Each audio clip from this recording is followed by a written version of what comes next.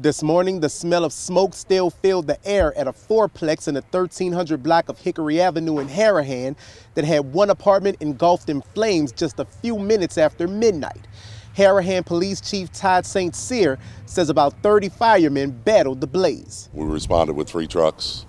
It immediately went to 3-alarm fire. He says 7 adults and 1 child have been displaced by the fire. It happened so fast. Kathleen Chiasson is the mother of Ellender Middle School teacher Kelly Chiasson, who lived in apartment C with her 9-year-old daughter where the fire began. Chiasson says Kelly was asleep with her daughter on the 2nd floor of the apartment when her friend who was sleeping on the sofa downstairs heard a popping noise coming from behind the refrigerator in the kitchen when the smoke alarm went off. She started screaming for everybody to get out. Kelly was trying to put it out and her sleeve caught fire. Chiasson says her daughter Kelly is being treated at East Jefferson General Hospital for 2nd-degree burns to her forehead, along with 2nd and 3rd-degree burns to her arm. She's in a lot of excruciating pain with those burns. Harahan Fire Chief St. Cyr says the fire was under control in about an hour, and their investigation found that the fire originated from the plug socket near the refrigerator.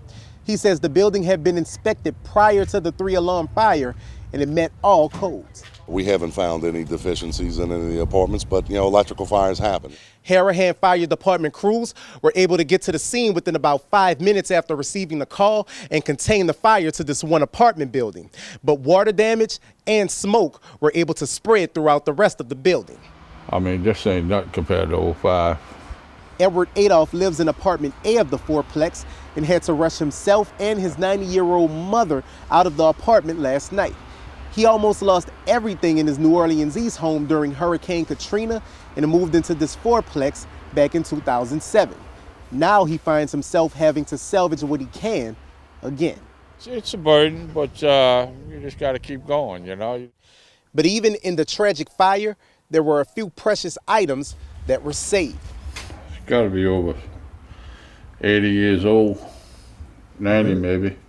The porcelain doll he's holding belongs to his mother. He says the doll survived Hurricane Katrina and this fire. We just have to pick up a few things and store the rest what we can and then go on from there.